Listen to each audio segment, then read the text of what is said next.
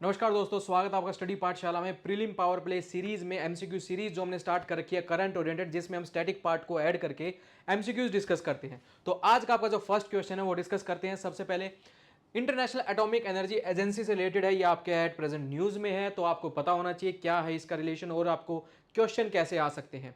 तो सबसे पहली चीज, ये इंटर गवर्नमेंट फर्म है जो इसको यूएन फैमिली ने नाम भी दिया हुआ है, जिसको बोला गया है एटम्स फॉर पीस डेवलपमेंट के लिए, कि जो एटम जो एनर्जी है उसका पीस डेवलपमेंट के लिए काम किया जाए, यानी न्यूक्लियर जो बॉम्ब्स हैं उसके लिए ये यूज ना किया जाए। देन इसको स्टैब्लिश किया गया था एज ए ऑटोनोमस ऑर्गेनाइजेशन। ठीक है, इसका हेडक्वार्टर वियना आपका ऑस्ट्रिया में, और इसके टोटल एट प्रेजेंट 178 मेंबर्स हैं। तो सबसे पहले इसका क्वेश्चन में क्या बोला गया, फर्स्ट पॉइंट बोला गया था आईएईए मतलब आपका International Atomic Energy Agency is an autonomous organisation but reports to both United Nation General Assembly और आपका सिक्योरिटी काउंसिल, दोनों को रिपोर्ट करती है, जबकि ये एक ऑटोनोमस एजेंसी है। तो ये पॉइंट आपका बिल्कुल सही है, दोनों को रिपोर्ट करती है, जिसमें ये ऑटोनोमस ऑर्गेनाइजेशन है अपने आप में। It was established under the atom for piece initiative with in the आपका यूनाइटेड नेशन फैमिली, बिल्कुल सही बात है।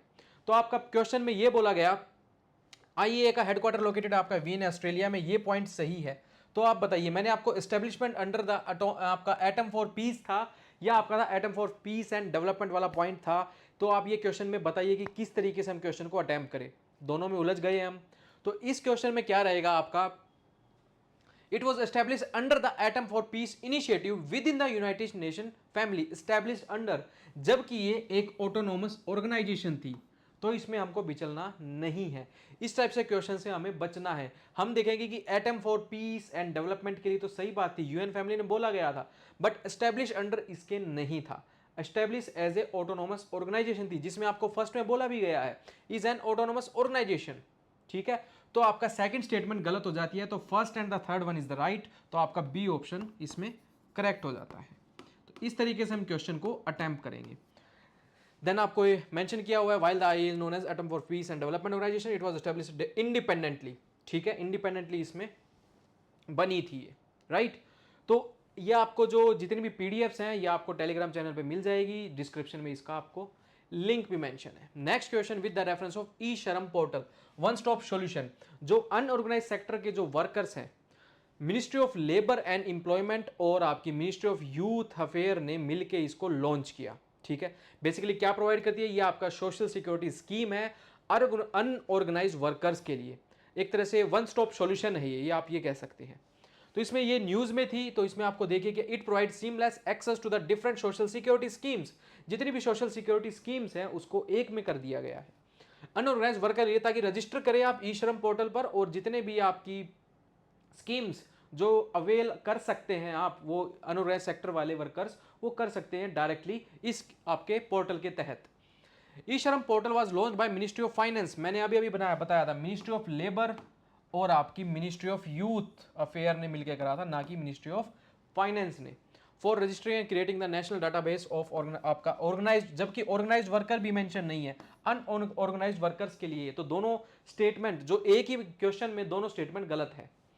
अगर आपको ministry of finance by chance नहीं पता होता तो आपको पता होना चाहिए कि अगर मुझे नहीं पता है कि किस मिनिस्ट्री ने इसको लॉन्च किया है, तो ऑर्गेनाइज्ड वर्कर से ही मैं इस क्वेश्चन को, इस क्या नाम है पॉइंट को मैं हटा दूंगा। तो मैं सेकंड स्टेटमेंट को जब मैं हटाऊंगा तो आपके दो ऑप्शन एलिमिनेट हो चुके हैं और फर्स्ट स्टेटमेंट आपकी ठीक है। The registration of the e Shram portal is Aadhaar verified and allows the workers to register under आपका 400 ऑक्यूपेशनल एंड आपका 30 ब्रॉडबैंड सेक्शंस।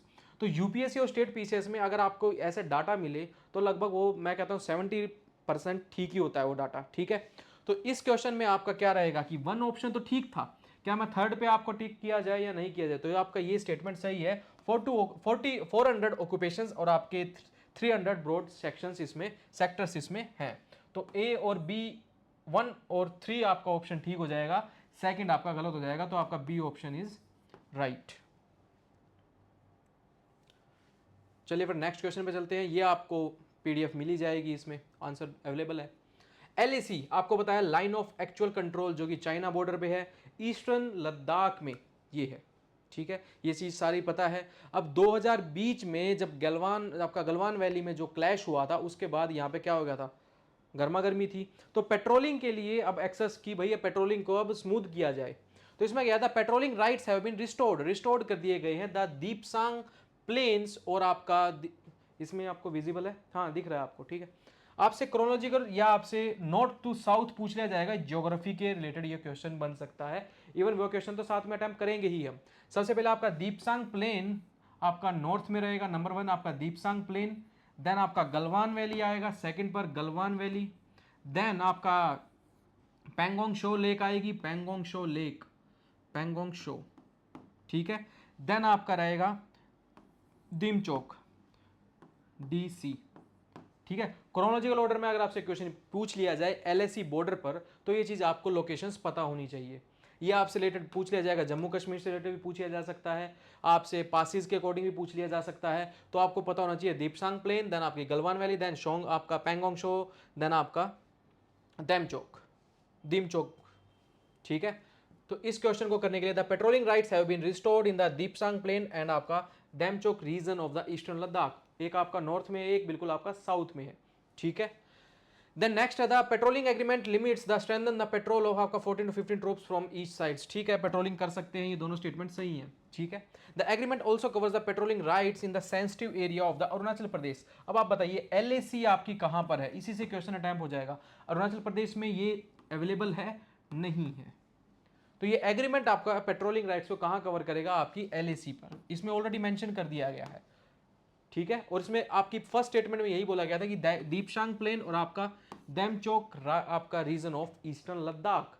तो इससे आपको क्या पता चल रहा है कि आपका लद्दाख वाले रीजन को कवर कर रहा है, ना कि आपका अरुणाचल प्रदेश वाला एरिया को। तो आपका थर्ड स्टेटमेंट गलत हो जाता है।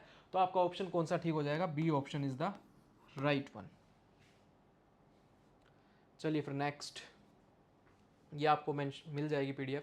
With reference to European Union, EU ने लॉन्च किया नेचर रिस्टोरेशन लॉ, ठीक है, NRL। अब ये आपसे डायरेक्टली वन लाइनर क्वेश्चन भी बन सकता है कि NRL किसने लॉन्च किया। ऑप्शन में मिल जाएगा रशिया, US, UK और EU और इंडिया भी आ सकता है। तो आपको पता होना चाहिए नेचुरल रिस्टोर लॉ NRL किसने लॉन्च किया है, यूरोपियन यूनियन ने। तो कंसिडर करनी है हमको इसको स्टेटमेंट में इसकी। The law set the target, restore करेंगे हम 20% ऑफ जो EU की लैंड है, यूरोपियन यूनियन की जो लैंड है उसकी 20% को रिस्टोर कर देंगे हम 2030 तक। तो ये स्टेटमेंट बिल्कुल सही है, ये इनके लॉ में मेंशन है। NRL एम करता है एनहांस करेगा बायोडाइवर्सिटी का बाय रिमूविंग आर्टिफिशियल, जितने भी बैरियर्स हैं रिवर्स पर, जितने भी आर्टिफिशियल बैरियर्स हैं उनको रिमूव कर देगा, to allow the free flowing आपका वाटर सिस्टम को। तो ये स्टेटमेंट भी आपकी सही है। 2050 तक क्या बोला गया है, the measures outline the NRL will be extended to the all ecosystem across the EU, सारे इकोसिस्टम के EU के जितने भी हैं उनको वहां तक अब इनको पहुंचा दिया जाएगा, रिक्वायरिंग द रिस्टोरेशन पे काम करते हुए। तो ये आपका लॉ इंपॉर्टेंट हो जाता है, नेचुरल रिस्टोरेशन लॉ, जिसने EU ने लॉन्च किया है, यूरोपियन यूनियन ने लॉन्च किया। तो तीनों स्टेटमेंट इसकी ठीक है, तो C option is the right one. तो इसको आप याद रखना। नेक्स्ट आपका आ जाएगा SSBN, जो आपका fourth nuclear powered ballistic missile जो सबमरीन है उसको लॉन्च किया गया है बाय इंडिया। तो लॉन्च द फोर्थ वन। तो फर्स्ट आपकी रहेगी INS Arihant, then second one is your INS Arighaat and the third one is your INS Aridhaman, ठीक है। तो इसको अभी नाम दिया गया S4। तो अभी इसका प्रॉपर जो नाम है वो डिसाइड नहीं किया गया है। अब आप ये चीज़ याद रखिए, जो बैलिस्टिक मिसाइल है जो आपकी, सॉरी जो आपकी ये सबमरीन है, SSBN is equipped with the K4 ballistic missiles that have a range of 3500 kilometre and are launched vertically। तो ये स्टेटमेंट आपकी सही हो जाएगी, ठीक है। देन आपसे क्वेश्चन पूछा गया था SSBNs are primarily used for deep sea patrols and are operated by only 6 countries including India।